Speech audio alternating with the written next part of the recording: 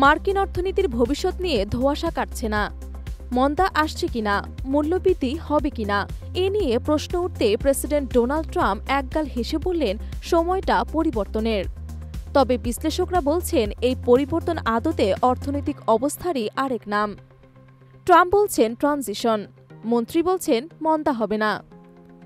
সপ্তাহ জুড়ে মার্কিন শেয়ার বাজারে ওঠাপড়া, বাণিজ্য নীতির দোদুল্যমানতা। সব মিলিয়ে বাজারে বিনিয়োগকারীরা যখন দিশেহারা, তখন প্রেসিডেন্ট ট্রাম্প বলেন, আমরা বড় কিছু করেছি, এতে একটু সময় লাগবে, কিন্তু শেষ পর্যন্ত ভালোই হবে, অর্থাৎ নির্দিষ্ট করে কিছু বলেননি তিনি। অন্যদিকে বাণিজ্য সচিব হাওয়ার্ড লুটনিক আবার একেবারেই নিশ্চিত। তিনি বলেন, মন্দার কোনো সম্ভাবনা নেই। হ্যাঁ, কিছু জিনিসের দাম বাড়তে পারে, কিন্তু বাজার ঠিকই সামলে নেবে। গত সপ্তাহেই মেক্সিকো ও কানাডা থেকে আমদানির উপর 25% শুল্ক চাপিয়ে দিয়েছিল ট্রাম্প প্রশাসন, কিন্তু দুদিনের মাথায় আবার কিছু পণ্য শুল্ক মুক্ত করে দিল। এরপরই ট্রাম্প দ্বিগুণ করলেন চীনা পণ্যের উপর ট্যারিফ। এখন থেকে চীন থেকে আমদানিকৃত সব পণ্যের উপর 20% শুল্ক বসবে। চীন সরকার বলছেন, আমরাও আমেরিকান কৃষি পণ্যের উপর 10 থেকে 15% নতুন শুল্ক বসাচ্ছি।